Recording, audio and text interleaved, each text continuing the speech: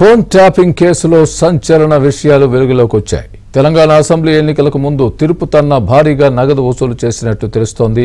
అయితే కాంగ్రెస్ విజయం సాధించడంతో డేటా మొత్తాన్ని తిరుపతన్న ధ్వంసం చేశారు. తన దగ్గర ఉన్న 3 కంప్యూటర్లతో పాటు 9 లాగర్స్లో ఉన్న డేటా మొత్తాన్ని తిరుపతన్న ధ్వంసం చేశారు. దీంతో దశాబ్దాల నుంచి సేకరించిన మావోయిస్టుల సమాచారం సైతం ధ్వంసమైంది.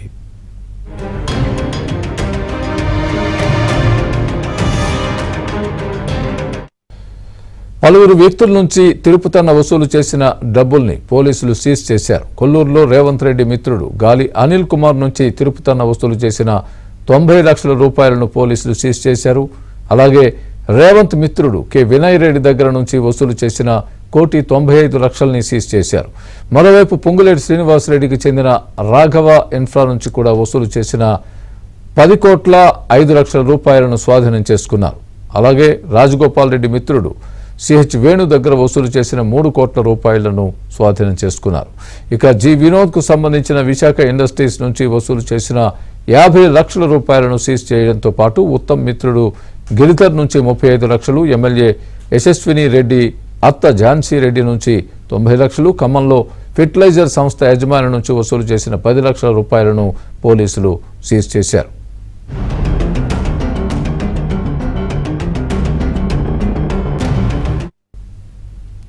ఇదే అంశానికి సంబంధించి పూర్తి అప్డేట్ మా క్రైమ్ బ్యూరో ఇన్ఛార్జ్ వెంకట్ పూర్తి అప్డేట్ అందిస్తారు. వెంకట్, చెప్పండి, ఏంటి ఫోన్ ట్యాపింగ్ విషయంలో కొత్తగా ఈ తిరుపతన్న ఇష్యూ ఏంటి? దీనికి సంబంధించి పూర్తి పూర్వపరాలు మొత్తం అప్డేట్ ఇవ్వండి. స్వామి, ఏదైతే ఫోన్ ట్యాపింగ్ కేసులో కొత్త విషయాలు వెలుగులోకి వస్తున్నాయి. ఇప్పటికే పోలీసులు అరెస్ట్ చేసిన తర్వాత పోలీస్ కస్టడీకి తీసుకున్న అధికారులను విచారించిన సమయంలో వాళ్ళు ఇచ్చిన స్టేట్మెంట్ల ప్రకారం చూస్తే ఒక్కొక్క విషయం చాలా కీలక విషయం అని చెప్పవచ్చు. ఎందుకంటే ఇప్పటికే ఎస్ఐబి చీఫ్ ప్రభాకర్ రావు ఇప్పటికే పరారీలో ఉండగా ఇప్పుడు ప్రస్తుతం అయితే భుజంగరావు, ప్రణీత్ రావు, రాధాకిషన్ రావు ఇట్లా తిరుపతన్న ఒక్కొక్క వాళ్ళు స్టేట్మెంట్ పోలీసులకు ఇచ్చిన స్టేట్మెంట్లను కోర్టులో సబ్మిట్ చేశారు. తర్వాత ఈ సబ్మిట్ చేసిన స్టేట్మెంట్ల ఆధారంగా వాళ్ళ వాగ్మూలాలు చూస్తే ఒక ఫోన్ ట్యాపింగ్ కేసులో ఎన్ని దారుణాలు జరిగాయో మనం చెప్పుకోవచ్చు. దీంట్లో భాగంగానే ఒక్కొక్కరికి ఒక్కో బాధ్యత అప్పగించిన తర్వాత ఏదైతే ఇప్పటికీ వీళ్ళు స్టేట్మెంట్ లో చెప్తున్న అప్పటి ప్రభుత్వ పెద్దలు కావచ్చు, తర్వాత వాళ్ళకి సమాచారం ఇచ్చిన కొంత కీలక మంది వ్యక్తులు కావచ్చు, వాళ్ళందరూ ఇచ్చిన సమాచారంతోనే ఈ అధికారులు చేసిన అకృత్యాలు కూడా ఒక్కొక్కటిగా వెలుగులోకి వస్తున్నాయి. ఇప్పుడు తాజాగా ఏదైతే అడిషనల్ డీసీపీ తిరుపతన్న వాగ్మూలం ప్రకారం చూస్తే ఇతనికి బాధ్యత ఏదైతే అప్పగించిన అధికారులు ఇతని నుంచి కూడా నేరుగా ఫీల్డ్ లెవెల్లో ఇతన్ని అక్కడ ఏదైతే అక్కడ ఫోన్ ట్యాపింగ్ కేసులో విన్న సమాచారం ఆధారంగా ఏ వాహనంలో ఎంత డబ్బు వెళ్తుంది, తర్వాత దాన్ని ఎక్కడ పట్టుకోవాలని చెప్పడంతో వెంటనే తిరుపతన్న అండ్ టీమ్ ఒక 10 మంది ఎస్ఐలు తర్వాత కొంతమంది అధికారులతో కలిసి వెళ్లి అక్కడే సరిగ్గా ఆ వాహనాన్నే ట్రాక్ చేసి దాన్ని పట్టుకొని దాంట్లో ఉన్న డబ్బును తీసుకొని ఆ సంబంధిత వ్యక్తులకు అప్పగించిన విషయాలు వెలుగులోకి వచ్చాయి. అయితే ఈ నేపథ్యంలో ఈ ఫోన్ ట్యాపింగ్ జరుగుతున్న సమయంలోనే భుజంగరావు కావచ్చు, ప్రణీత్ రావు వీళ్ళందరూ ఇస్తున్న సూచనల ఆధారంగా ఆయా వాహనాలను ఆపి వాళ్ళని తనిఖీలు చేసి మొత్తం వాళ్ళ డబ్బును మొత్తం రికవరీ చేశారు.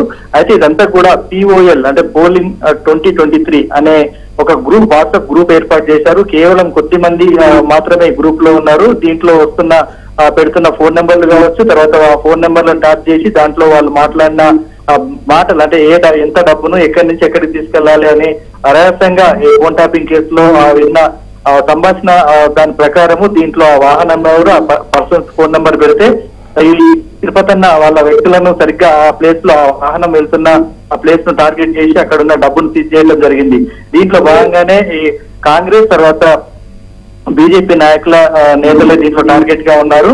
దీన్ని బట్టి చూస్తే కొల్లూరులో రేవంత్ రెడ్డి మిత్రుడు గాలి అనిల్ కుమార్ వాహనంలో తరలిసిన 90 లక్షల రూపాయలను తిరుపతన్న టీం సరిగ్గా వాహనాన్ని ఆపి దాన్ని స్వాధీనం చేసుకున్నారు. అలానే ప్రస్తుత సీఎం రేవంత్ రెడ్డి మిత్రుడు కె వినయ్ రెడ్డి నుంచి కూడా 1,95,00,000 అంటే సుమారు 2 కోట్ల రూపాయలు సీజ్ చేశారు.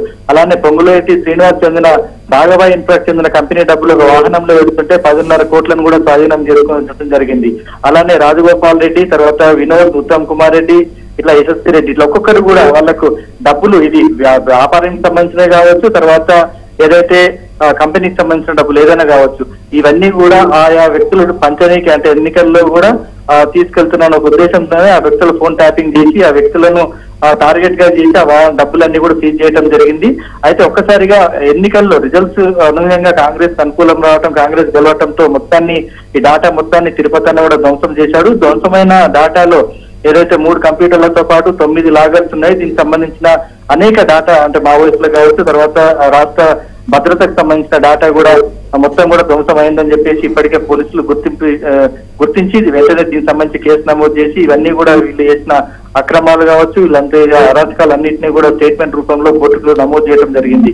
ఇలా ఇప్పుడు ఒక్కొక్కటి అంటే భుజంగరావు, ప్రణీత్ రావు, రాధాకిషన్ రావు, తిరుపతి అన్న ఇలా అరెస్ట్ అయిన వాళ్ళందరూ ఇస్తున్న స్టేట్మెంట్ల ఆధారంగా కూడా కోర్టు దర్యాప్తు జరుపుతున్న నేపథ్యంలో ఒక్కొక్క విషయం వెలుగులోకి వస్తుండటంతో ఒక్కసారిగా ఇటు ప్రజలు, తర్వాత అప్పుడు జరిగిన చాలా మంది బాధితులు అంటే మీడియాలో ఉన్న పెద్దలు కావచ్చు, తర్వాత కొంతమంది మీడియా ప్రతినిధులు కావచ్చు, ఇలా ఒక్కరేంటి అధికారుల కనసైగల్లో జరిగిన అంటే రాజకీయ నేతల కనసైగల్లో అధికారులు చేసిన అకృత్యాలన్నీ కూడా వెలుగులోకి వస్తుండటంతో ఒక్కసారిగా ఈ రాష్ట్ర భద్రతనే ఒకసారి గౌరవగోళంలో పడిందని చెప్పవచ్చు స్వామి.